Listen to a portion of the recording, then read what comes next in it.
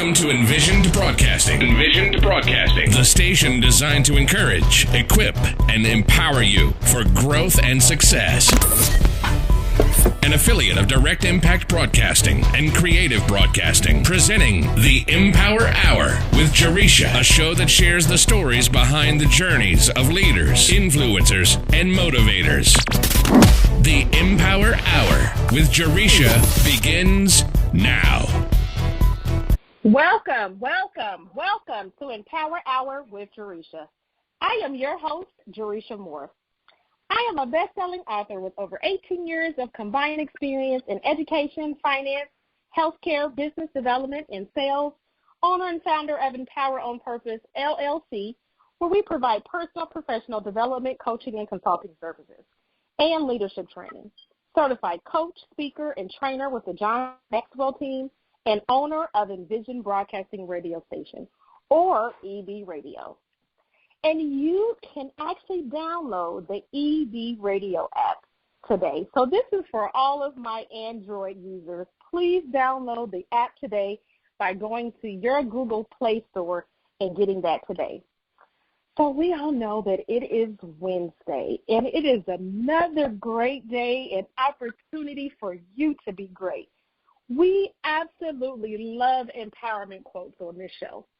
So today's empowerment quote is right on time, y'all. Today's empowerment quote simply says, "Good things come to people who wait, but better things come to those who go out and get them." Author is unknown. Okay, amazing people. So you hear me talk about how it's so important to be great and how every single week we want to be great and live in our greatness. You have the power to be great and do great. But guess what? What is it going to take you to make that decision to go out and make things happen? You can be great every day, all day, but you have to go out and make greatness happen.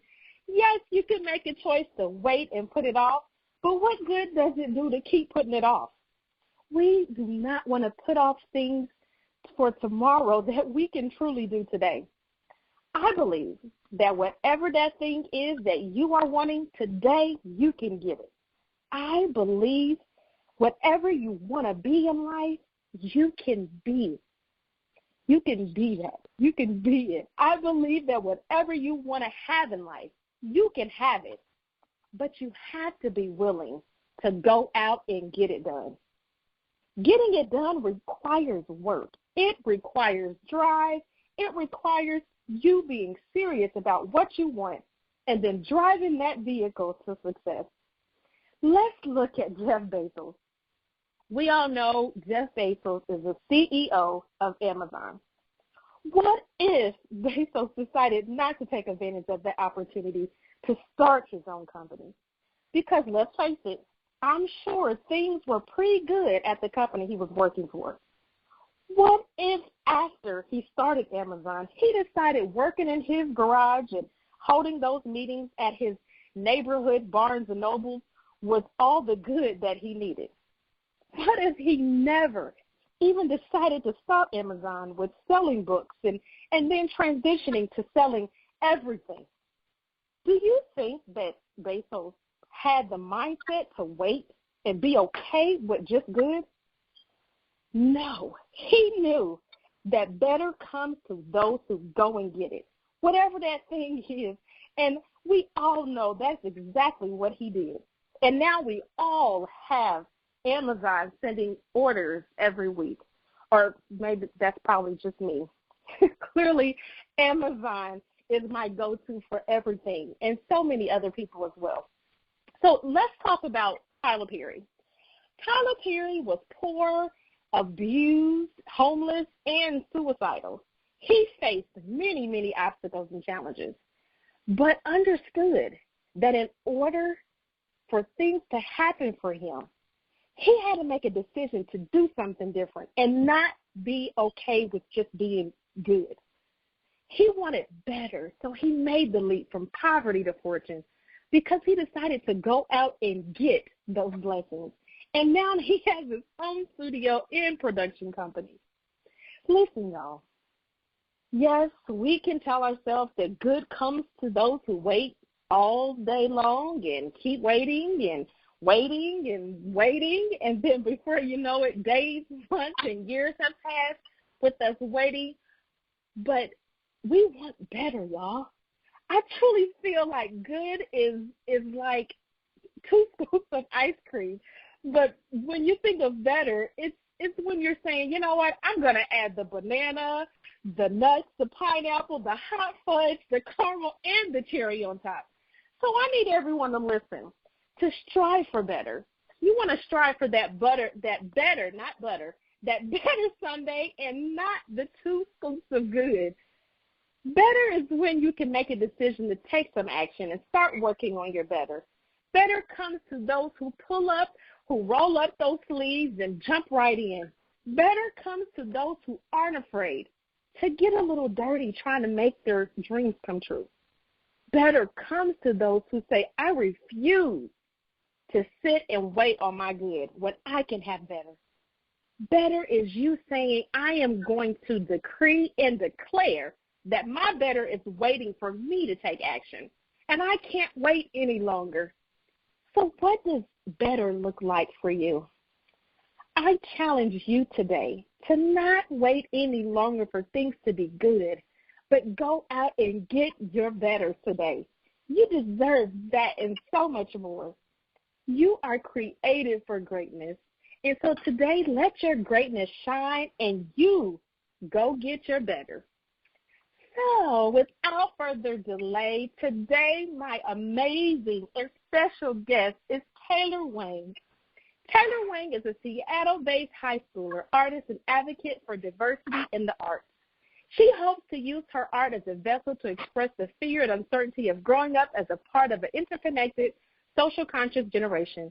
When she is not in the studio, Wang runs Student Art Spaces, a global team-led nonprofit uplifting underserved young artists through events and education. With chapters spanning the U.S. and Canada, their mission for art equity has reached more than 300 teams by giving women, POC, and the low-income artists a voice. SAS is making the art world an accessible space for everyone. Welcome, Taylor. I'm so excited to have you on the show today. How are you this evening? Hi there. I'm so excited to be speaking with you today. I'm doing amazing, and I'm so excited to get into this. Yes. So as I said, I'm super excited to have you on the show. I just shared a little bit of your bio. Could you please just share a little bit more, with the listeners on what you do, some of the amazing things that you're doing? For sure. Yeah, so I am 17 years old right now, about to go into my last year of high school. And when I was in my first year of high school, I realized that I wanted to pursue art as a career, which was not something that a lot of people in my community had done in the past. And I kind of felt a little scared and a little uncertain about everything that I was trying to do. During this time, I ended up meeting a ton of other artists and amazing arts organizers in my area who were putting on these exhibits and galleries, and I ended up submitting to a ton of them with my own artwork, and I felt like sharing my artwork in that sense was something that really helped me kickstart my career as an artist and give me not just like the financial success, but also the confidence to know that I can actually do this. And so that's why I started Student Art Spaces, which, like you said, is a collective. We now have chapters all over the world, and we're just putting on these cost-free events for artists, and particularly young artists who haven't really started to get their footing yet, and we're just giving them that first opportunity, that first chance at having their name be recognized in the art world. Absolutely. And how amazing that's just simply amazing to me. So could you share, I know, of course, I shared that, how amazing it is that, you are giving women, POC and low-income artists a voice. And SAS is making the art world an accessible space for everyone. Could you just share a little bit more about truly what inspired you to do what truly inspired you to do this? Definitely. I think that the main part of what I was going through at the time that inspired me was just not being in a place where I felt like my own identity was really being recognized. I was in a place where I was primarily the only female in these art museums. I was the only person of color.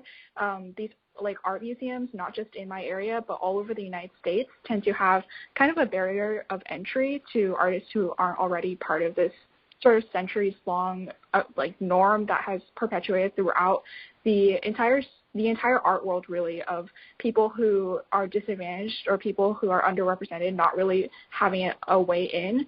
And so I felt that a little bit too. I almost always felt myself being tokenized as, the only young person in the room who was helping. I thought I was helping out with decisions, but I was really kind of just there so they could say they had a young person in the room. And so I really wanted to start a space where young people felt like their voices were actually being heard, not just that they were just there so they could say that they were a young person. And I wanted to have them feel like their opinions mattered, and not just their opinions, but that their actions, they could make tangible action and change against the things that they wanted to happen. And so then I sort of realized that I didn't want to just stand around anymore and not allow any sort of, any sort of, I guess, the sort of injustices against artists to continue. And I realized that I could do something about it, that even though I felt like I didn't really have any power over any of this, of course I can't change everything, but I can still give a voice to the people around me, the people within Seattle. And so that's what I started out with. I started with just the people in Seattle. I did not go into this thinking, I'm going to, start a global movement. That was not my first thought. My first thought was just, I'm going to, give these 20 artists in Seattle a chance to exhibit. And I ended up going to a cafe with my friend. We sat down. We started Googling things like, how do you purchase a gallery space? How do you sort of pay your taxes, that kind of stuff, the basics. And we realized that it was a lot more complicated than we thought it would be. We had to go through so much paperwork, so much just the bureaucracy of it all. And in the end, it really did pay off because we were able to have such an amazing show, and we were able to exhibit artists from all over the world, actually. We were able to ship work from Brazil, Lithuania, all these different places, and just have them coalesce in this space in Seattle downtown. And after that, that was really when it started to kick off with, the different people reaching out to us and asking sort of how I guess they could do that in their city as well. And it was really amazing to see other people being interested in our initiative and to realize that it's not just us doing this anymore. There's other people who want to get involved too and want to help out with giving these artists a voice in an exhibition space. And so that was sort of when we got into figuring out how to expand our initiative outside of just our little bubble in Seattle. And yeah, ever since then, we've been starting chapters left and right. We have so many in different countries now, seeing the arts culture there sort of blossom and work out how we can support artists in these different places has been really cool. And we're just excited to continue seeing where this goes.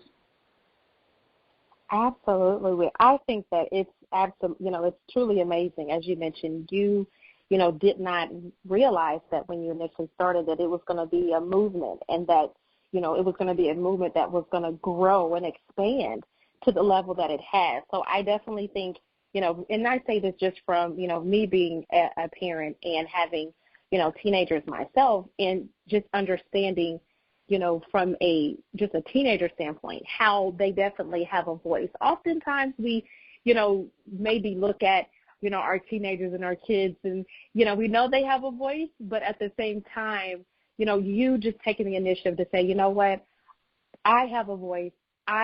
Even though it may be just one voice, but that's how you make a change.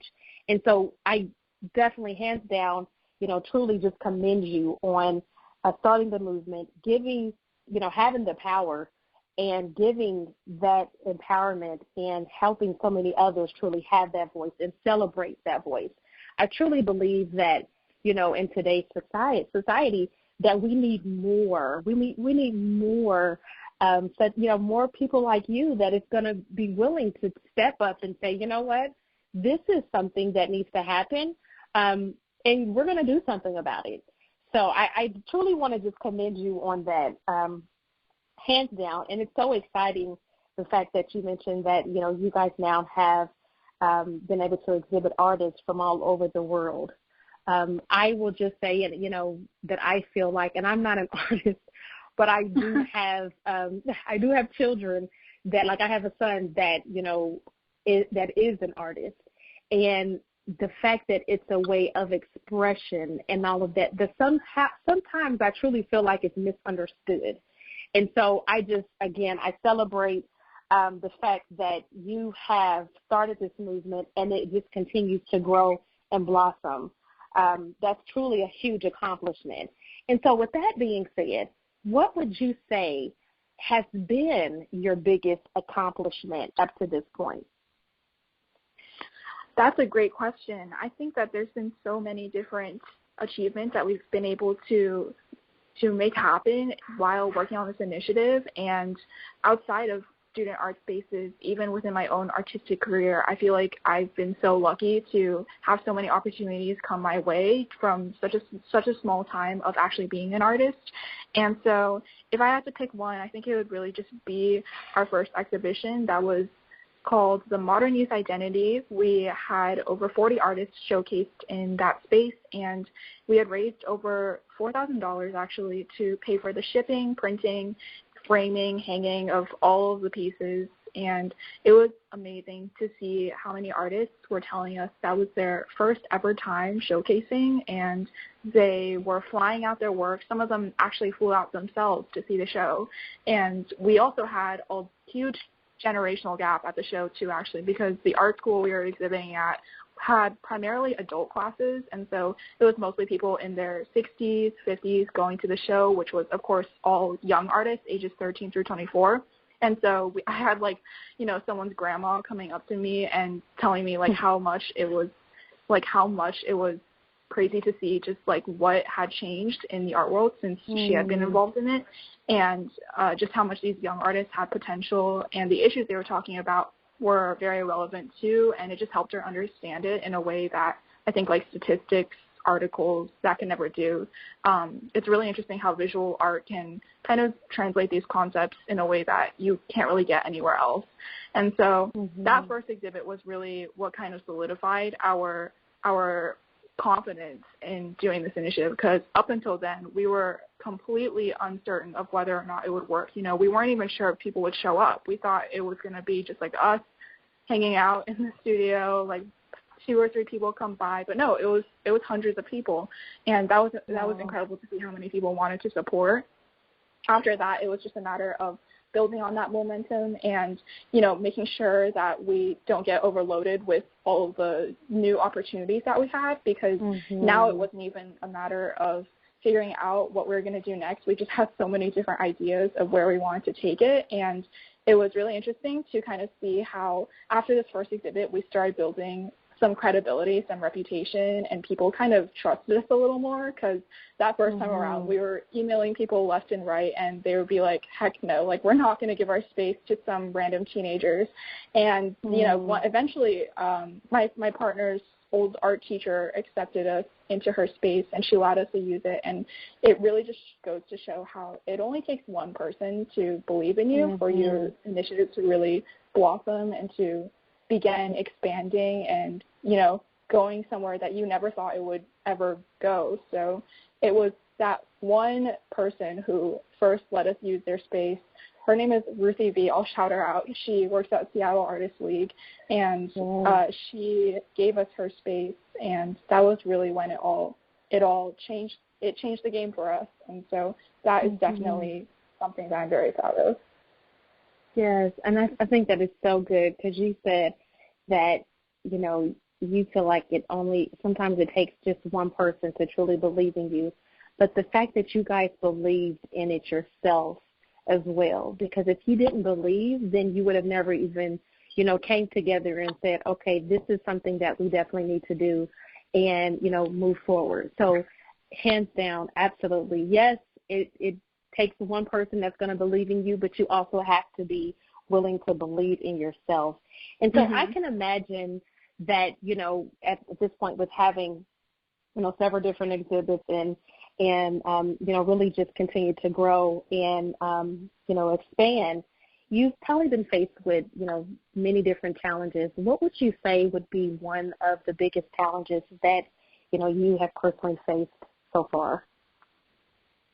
I think that it goes back to what I had just mentioned with people not really trusting younger folks to, take charge of their space and actually make it something that doesn't get messed up. And we have experienced that in the past with people being hesitant to work with us because they think we don't have enough experience, or they think that we, for some reason, just we're just two kids. We don't know what we're doing. We're going to ruin this.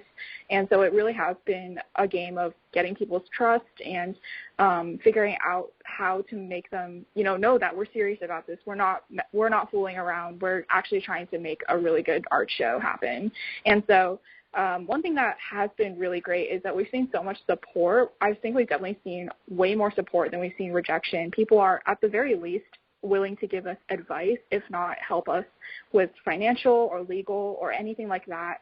And so I would say that the first part of that is just reaching out honestly, and that is the hardest part. Like, a lot of people are really scared to reach out because they think that they're bothering someone, or they don't want to take the time out of their day to help them, but it actually is just people are very willing to help out. And at the beginning, my partner and I would just ride down to the downtown area in our city like every week and meet up with someone new, an art gallery manager, an art organization founder, and talk to them about what their advice is, how they can support us, and what they've done in the past. And so that was incredibly insightful because, again, like, we did go into this completely not aware of what the scene is, but we, at the same time, we didn't want it to be like we're just uneducated. We wanted to have that experience of talking with the other people who had that experience so that we could understand what their viewpoint is and know how to go about it from there. So it is true that we were younger, but we tried our best to understand how people had been operating in this space and how we could best support them. And so it really is just a matter of reaching out and making sure that you're getting the advice that you need, not going into it completely empty-handed. And so it was just a quick email, a DM, asking, do you want to meet up for coffee? Do you want to, let us ask you some questions? And it ended up being something really amazing. So that first step, that's what we always encourage our chapters to do. The reaching out, we emphasize that so much, connecting with local organizations. So whenever we're teaching other kids how to start this type of art gallery thing in their city, that's the number one thing we talk about, because we're trying to support these existing organizations and not take away from them, and learn how we can collaborate and contribute to the environment in a really positive way. And so, yeah, that's really just how we try to overcome that obstacle and kind of establish ourselves as this credible organization that, even though we're youth-run, we're very experienced with art gallery work, and we aren't fooling around here. Absolutely. Well, it definitely, I'm just, in our conversation, it definitely, sounds like you guys have definitely put all your ducks in a row, and, it's truly amazing, just to hear your story and the advice that you're giving to so many out there. Truly amazing. And, I definitely would encourage those that are listening to, make sure you're understanding the why. So I'm sure when you initially, connected with, whomever that was, that you reached out to, to have those exhibits, that you had to explain, like, the why, because you can imagine that anyone seeing teenagers coming, as you mentioned, they're trying to understand, like, okay, are they serious, or, is, just trying to get a better understanding. And it definitely sounds like you guys had all your ducks in a row and had everything together, which is amazing. Truly amazing, so other people will be willing to support and truly empower you through the whole entire movement. So what advice would you, and I feel like you've given some really great advice already, but what advice would you tell, teens and women out here today? I think that the top advice I have is just to branch out, to, get out of your comfort zone, do something that doesn't make you feel entirely safe. Of course, make sure that you're not just taking an all-out risk, but of course, making sure that you aren't always comfortable and making sure that you are doing things that are challenging your perspective, challenging what you know about the world.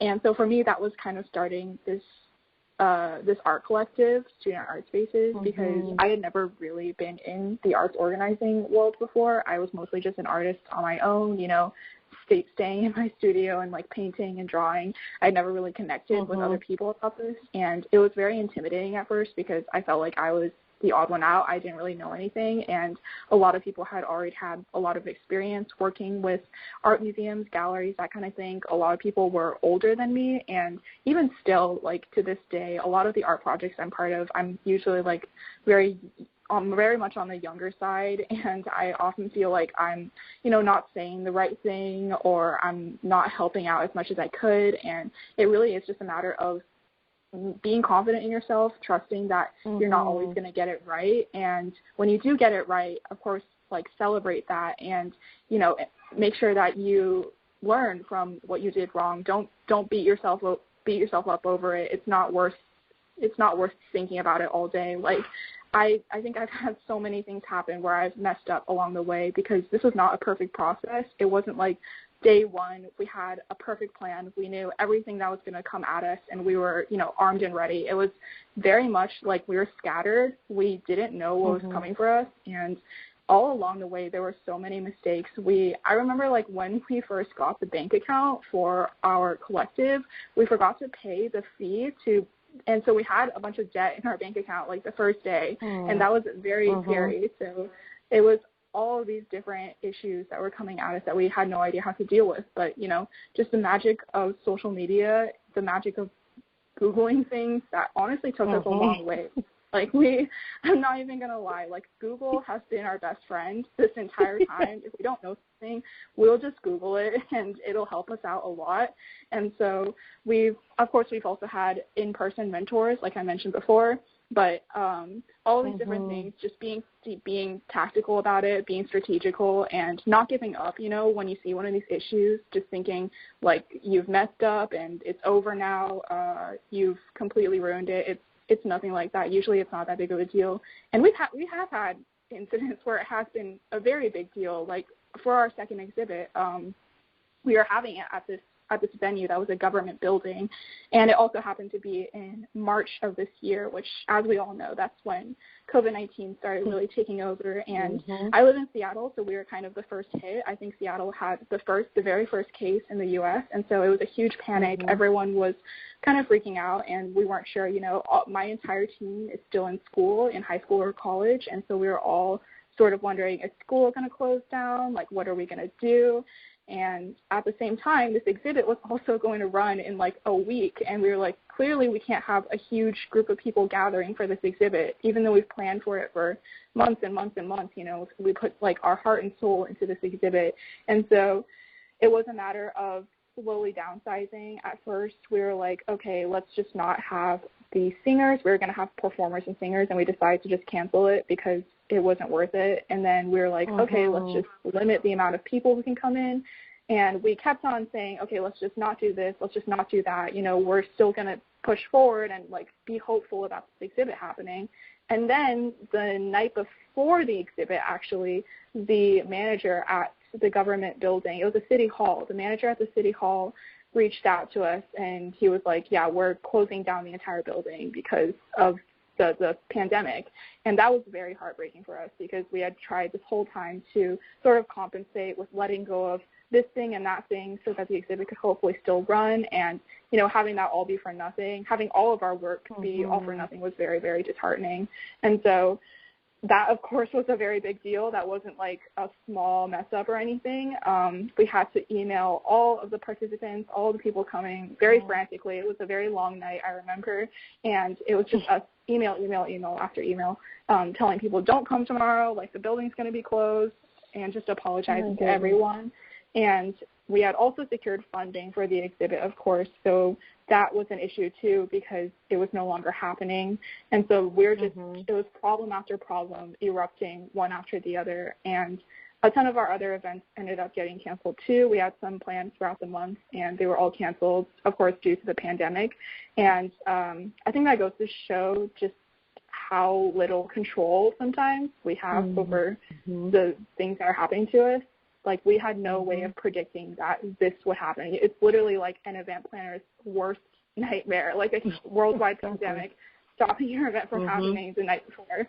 And so that was completely unexpected, obviously. And we were trying to balance this while figuring out, like, what are we going to do for school? Are we going to have online classes? So it was very stressful, and it was a time when none of us were sure what the future of this would look like because it relied so heavily on in-person exhibits, on in-person gatherings. You know, our first gallery, you go to our website, studentartchases.org, you can see pictures. There's tons and tons of people, all in a very close proximity. There's food, there's music. It's definitely not a safe environment right now to be in.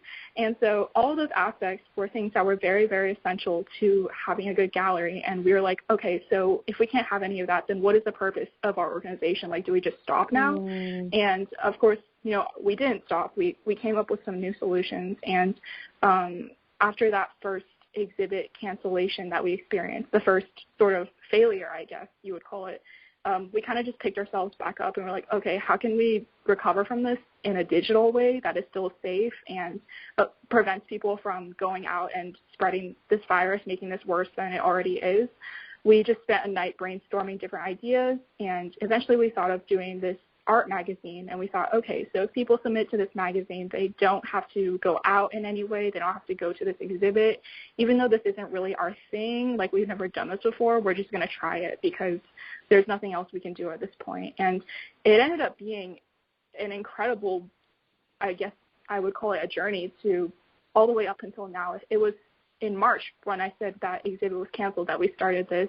And last month we just won a United Nations award for the zine, actually. And it was featured in the top 50 stories of solidarity for COVID-19 in this sort of United Nations exhibit.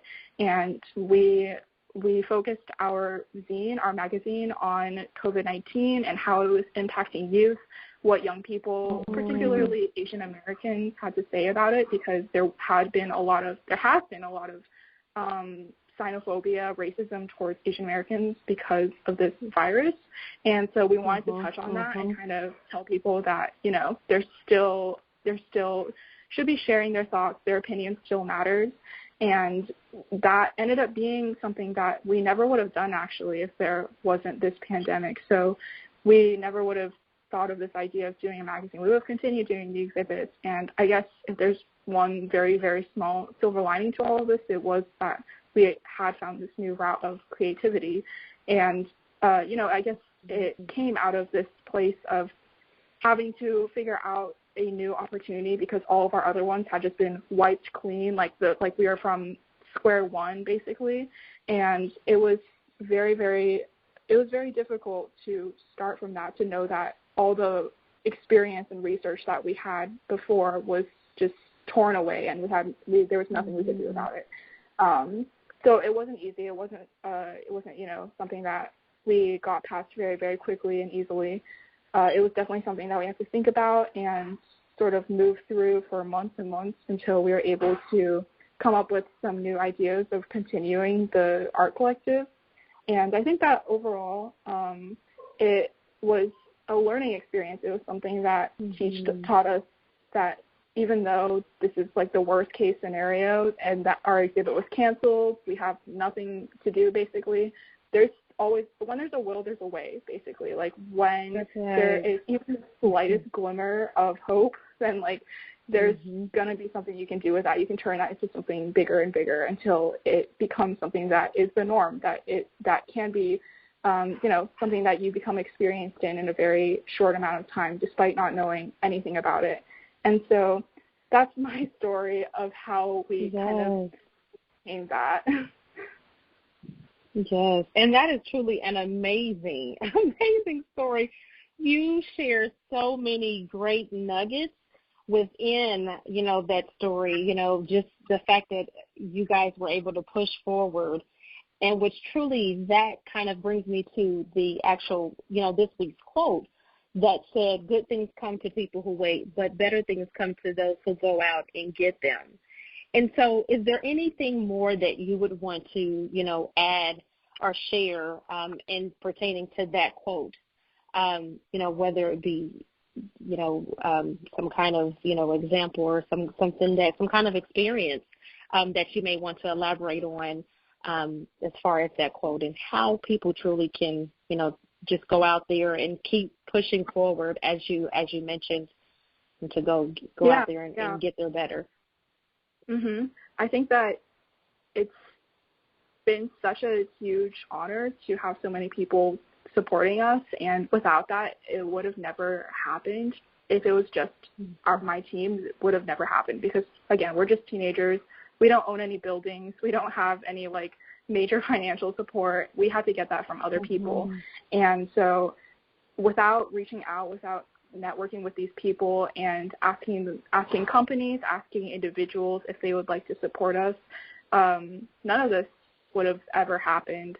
And so I think that reaching out once again, just taking the first step, even if it doesn't work out. There's been so many times when it didn't work out for us, but that one in 100 chance that it does work out is, that's the only one you need, of course. And that goes back to pretty much every experience that I've had with this initiative. It's just been getting tons and tons of rejections from people or lack of replies or ghosting us, whatever it is. But then that one person shows interest. They reply and they say, this sounds like an amazing idea. I want to support this. And it just takes off from there. It's this phenomenon that's really interesting to see because so many people, they'll try 5 times and then they'll, say, oh, this isn't for me. I'm not doing it right. But who knows? Maybe that 6th time is when someone replies and you never know because you stopped doing it. So I would say to just continue trying. If you're trying to start something or trying to tackle something that you want to see happen, just keep trying, just keep emailing, just keep asking people, of course, in a very polite way, if they are interested in supporting or simply learning more.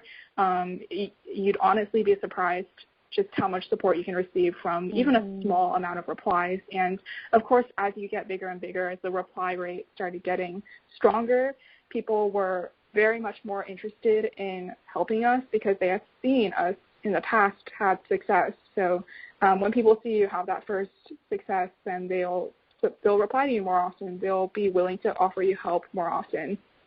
And so we were able to reach a lot more people exponentially as we went along with these exhibits because we were just able to receive much more help from people, companies, individuals. It was really great to see how it was spreading so quickly. And it was that first move that we made to reach out to someone and kind of get up and talk to them that really kickstarted all of it. That's right. That's so good. That's so good. So if you were to actually, share one piece of advice, and I'll tell you that I normally ask every last one of my guests that come on the show to share at least one piece of advice that you could give to those that are listening on how they can truly empower their own success or growth journey. What would that be? I think my piece of advice would simply be to have confidence in yourself because easier said than done, obviously. I did not have any confidence in myself when I was starting this. I definitely still do not have that much confidence. It's gotten better, but I still get that thought in my head, whenever I'm in a conference or talking to people who are way older than me, and I think, am I supposed to be here? Have I just been a fraud this whole time? And it's a very disconcerting feeling, but I kind of just try to move past it and think I do deserve to be here. I've worked very hard and do deserve to be talking to these people. Even though they have much more experience than me, I can learn so much from them, and I have a purpose being here. And so it's just a matter of having confidence in yourself. Absolutely. That's so good. And I just want to tell you that you absolutely deserve to have a seat at whatever table. It's so important to have that confidence in yourself. So I definitely thank you for sharing, not just that amazing piece of advice, but so much other advice that you have shared throughout. So I would love to know, of course, you've shared some amazing things, about all of the amazing movement that you have. But what's some upcoming amazing things that you have kind of in the horizon? Yeah, for sure. We have a lot going on right now. We are currently planning on doing an exhibit in Seattle downtown once again. Of course, social distance. We're going to be supporting a local cafe, small business in this time, and sort of add some color to their cafe with these art pieces that we're planning on sourcing from artists all over Washington. We also have an exhibit that will be going up soon with Minnesota. Our chapter there is planning one as well. And so anyone who lives in Minnesota can look out for that. We have a ton of open calls going on digitally otherwise, all over the United States, Canada, Australia, London, a bunch of international places as well. So you can find all of that on social media or just simply Googling us. All of those can also be found on our website. We also are just looking for anyone to join our team. We're always looking for that. And if anyone is interested, of course, young people who will want to start art galleries in their city, start art initiatives, and create these exhibits for young people, we're always open to teaching them. So. Absolutely. And please tell everyone where they can actually find your art. So I know you're on Instagram. Can you tell us more about how people can stay, connected with you and support your efforts? And then share a little bit more as far as about some of your art pieces as well, if you could. Yes, definitely. So you can find me on Instagram at Yingshi Art. That's YINGSHI Art. I post most of my artworks there. I do digital, traditional, all of that stuff. And I'm currently working on a mural as well for Chinatown in my city. It's very exciting. It's going to be a permanent mural installation. So if you're interested in keeping up with my progress on that, you can definitely check me out. I'm also working on a website, so that'll be up soon on my Instagram as well. The Instagram for my art collective, Student Art Spaces, is just at Student Art Spaces, and the website is also studentartspaces.org. You can find all the events on there as well and all the different art opportunities we have coming up. Other than that, you can always reach out to me, DM me on social media. I love speaking to people who are interested in getting involved with the arts organizing. Even if you're a beginner, you've never tried art before, it's something that's really just a great outlet, especially right now in quarantine, I think. And so I'm always open to giving tips and chats. Absolutely. Well, I thank you so much. I tell you, I think I shared that I am not an artist, but I have learned so much, and I am truly inspired by you. And I just thank you so much. I truly hope that, everyone that's listening feels inspired as well. And understands that, you are a high schooler, and just the whole conversation in your journey and the things that you've shared have been truly, truly amazing. So I thank you so much for taking the opportunity, for just taking the time and giving me the opportunity to, have you on the show and for you to share your amazing story and journey. So I truly thank you. Thank you so much. It was such a pleasure. Absolutely. And so I want to just say that I wish you so much, success and blessings as you continue on your journey. Thank you again. Amazing, amazing, Taylor. Truly amazing. Truly, truly amazing story. Thank you so much. Thank you. So this was absolutely an amazing and great show. Thank you so much for tuning into tonight's show with our special guest, Taylor Wang. Taylor, Wang shared her amazing story and journey to encourage, equip, and empower you for growth and success. If you're interested in being a guest on this show, starting your own show or podcast, email envisionb@empoweronpurpose.com. Please tune in next week where you will hear an amazing story and journey from another leader, influencer, and motivator. EB Radio is the station that brings you music and talk radio that will encourage, motivate, and empower you for growth and success 24/7. EB Radio is your station for empowerment. Thank you for listening to the EmPower Hour with Jaresha, where Jaresha speaks with leaders, influencers, and motivators who share their journeys in personal and professional growth, empowerment tips, lessons learned, and keys of success that will empower you to be your best self. Follow Jaresha on Facebook, Instagram, and Twitter at Jaresha Moore, and visit EmPowerOnPurpose.com. And remember to be intentional and be empowered, and have a great day on purpose.